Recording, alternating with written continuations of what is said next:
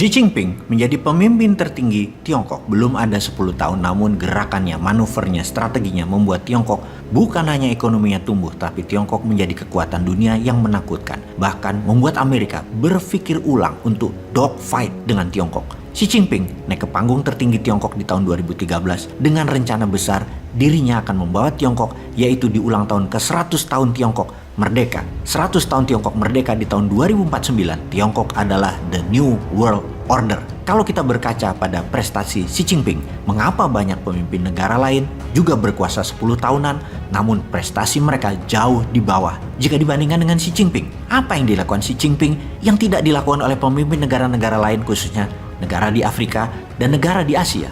Apa strategi Xi Jinping? Apa rencana besar yang mengubah permainan dunianya Xi Jinping? Sahabat pasti bertanya mengapa channel Bosman masih terus membahas tentang geopolitik dunia, geostrategi, geoekonomi, dan sekarang akan ditambah dengan geoteknologi. Sebuah terminologi baru, geoteknologi. Menjawab mengapa channel ini membahas geopolitik dunia adalah untuk menjadi bahan bakar, menambah pengetahuan sahabat muda semua akan informasi terkini. Informasi ini untuk siapapun generasi muda yang akan mengendalikan negara ini, mau dibawa kemana oleh kalian, silahkan saja. Namun pastikan Indonesia menyusul Tiongkok di tahun 2045 sebagai negara nomor 1 di dunia dan menjadi pengendali kesejahteraan umat manusia. Banyak pelajaran terus dibagi, seperti pelajaran memimpin dunia misalnya, ala Donald Trump yang walaupun terlihat asshole, namun bagi Amerika sesungguhnya dia patriotik nasionalis sejati. Begitu juga pemimpin dunia yang melawan hegemoni Amerika dan sekutunya seperti Erdogan, Putin, Xi Jinping, dengan ciri kepemimpinan yang otoriter, keras, dan berani bermain aktif di dunia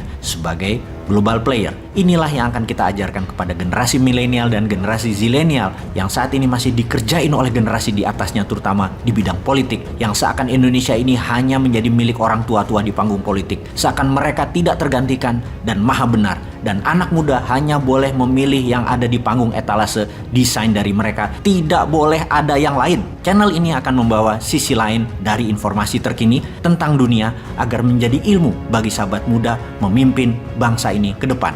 Kita mulai dengan sejarah Xi Jinping, diawali dengan memahami dua orang besar pemimpin Tiongkok sebelum Xi Jinping dan bagaimana Xi Jinping rise to power yang menjadikan dirinya pemimpin tertinggi Tiongkok seumur hidup. Pondasi negara Tiongkok dibangun dengan tangan besi oleh Mao Zedong yang dilanjutkan oleh the greatest reformer Deng Xiaoping. Tanpa Deng Xiaoping, Tiongkok masih menjadi negara mediocre dengan GDP mungkin sekitar 4 ribuan dolar per kapita saat ini. Deng meletakkan dasar ekonomi Tiongkok di tahun 1978 dan puncaknya di 1989 dengan double standard currency yang sangat fenomenal. Karena pondasi Deng Xiaoping tersebut saat ini di Tiongkok ada 1.500 bilioner atau dalam rupiah kekayaan mereka di atas 15 triliun dan ada 960 ribu orang milioner atau dalam kekayaan rupiah nilai mereka di atas 15 miliar. Hebatnya lagi, 30% para bilioner dan milioner itu terjadi dalam kurun waktu 10 tahun terakhir di era Xi Jinping, yang artinya strategi ekonomi jangka panjang Tiongkok dari tahun 1978 hingga saat ini relevan dan nyambung.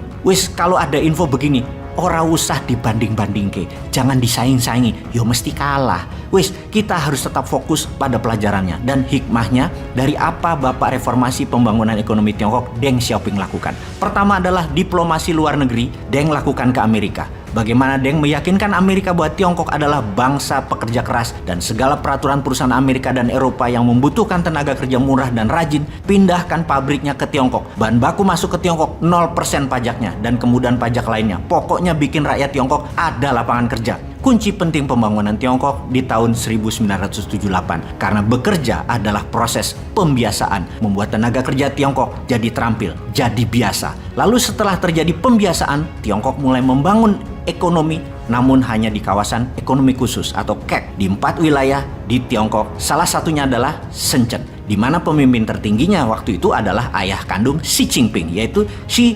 Zongsun. Ayahnya menjabat sebagai Kepala Departemen Propaganda Partai Komunis dan kemudian menjadi Wakil Ketua Kongres Rakyat Nasional atau DPR-nya Tiongkok sebelum menjadi Ketua KEK di Shenzhen, yang sangat sukses meningkatkan ekonomi di KEK naik 10 kali lipat dalam 10 tahun. Di kawasan ekonomi khusus inilah double standard currency Tiongkok dimainkan dan berhasil melipat gandakan produksi. Tenaga kerja Tiongkok yang sudah terampil dengan bekerja di perusahaan asing mulai diizinkan meniru. Tiongkok di kawasan ekonomi khusus banyak meniru produk asing Walau untuk dijual domestik, namun ada juga yang dijual ke luar negeri yang membuat Tiongkok di awal tahun 80-an hingga tahun 90-an disebut imitating country, negara peniru, negara pembajak. Di tahun 2000-an awal, Tiongkok mengubah dirinya dari imitating country menjadi innovating country. Masa setelah Deng Xiaoping sebelum Xi Jinping adalah masa pembangunan kekuatan domestik dan mulai menjadikan Tiongkok sebagai manufacturing country of the world, negara penghasil bahan produksi untuk dunia.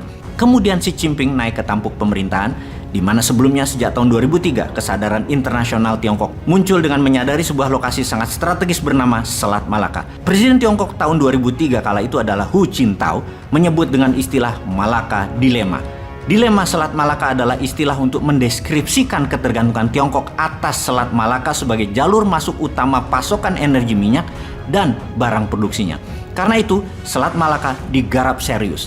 Harus bisa terus aman untuk Tiongkok pakai sepanjang zaman dengan melakukan lobby politik dan kendali politik di kawasan Selat Malaka yang ada 3 negara di sana, yaitu Indonesia, Malaysia, dan Singapura.